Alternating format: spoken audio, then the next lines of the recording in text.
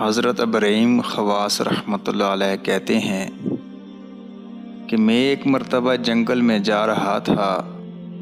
راستے میں ایک نصرانی راہب مجھے ملا جس کی کمر میں زنار، پٹکا یا دہاگا وغیرہ جو کفر کی علامت کے طور پر کافر باندھتے ہیں بندھ رہا تھا۔ اس نے میرے ساتھ رہنے کی خواہش ظاہر کی۔ کافر فقیر اکثر مسلمان فقراء کی خدمت میں رہتے چلے آئے ہیں۔ میں نے ساتھ لے لیا۔ 7 دن تک ہم چلتے رہے، نہ کھانا نہ پینا۔ 7ویں دن اس نصرانی نے کہا، اے محمدی صلی اللہ علیہ وآلہ وسلم، کچھ اپنی فتوحات دکھاؤ۔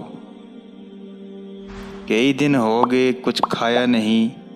میں نے اللہ تعالی شانہ سے دعا کی کہ یا اللہ اس کافر کے سامنے مجھے ذلیل نہ فرما۔ میں نے دیکھا کہ فوراً ایک دسترخوان سامنے رکھا گیا جس میں روٹیاں، بنا ہوا گوشت اور تر و تازہ کھجوریں اور پانی کا لوٹا رکھا ہوا تھا۔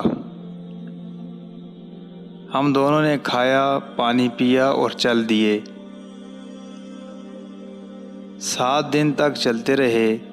7ویں دن میں نے اس خیال سے کہ وہ نصرانی پھر نہ کہہ دے، جلدی کر کے اس نصرانی سے کہا کہ اس مرتبہ تم کچھ دکھاؤ، اب کہ تمہارا نمبر ہے۔ وہ اپنی لکڑی پر سہارا لگا کر کھڑا ہو گیا اور دعا کرنے لگا۔ جب ہی دعا کی تو 2 دسترخوان جن میں ہر چیز اس سے دگنی تھی جو میرے دسترخوان پر تھی، سامنے آ گئے۔ مجھے بڑی غیرت آئی، میرا چہرہ فک ہو گیا اور میں حیرت سے رہ گیا، اور میں نے رنج کی وجہ سے کھانے سے انکار کر دیا۔ اس نصرانی نے مجھ پر کھانے کا اصرار کیا مگر میں عذر ہی کرتا رہا۔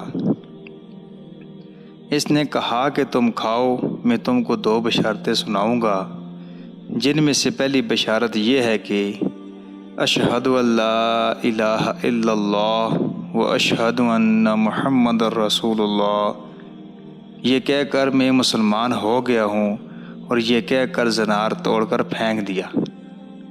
اور دوسری بشارت یہ ہے کہ میں نے جو کھانے کے لیے دعا کی تھی وہ یہی کہہ کر کی تھی کہ یا اللہ اس محمدی صلی اللہ علیہ وآلہ وسلم کا اگر تیرے یہاں کوئی مرتبہ ہے تو اس کے طفیل ہمیں کھانا دے۔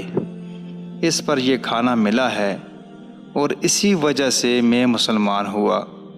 اس کے بعد ہم دونوں نے کھانا کھایا، پھر آگے چل دیے۔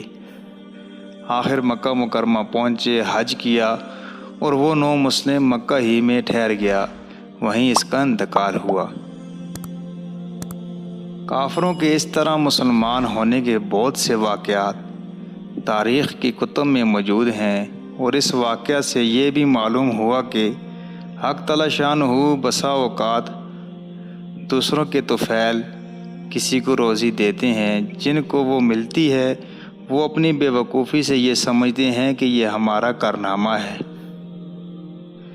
ہماری کوشش کا نتیجہ یہ ہے کہ احادیث میں کثرت سے یہ مضمون آیا ہے کہ تم کو تمہارے ضعفاء کے طفیل اکثر روزی دی جاتی ہے۔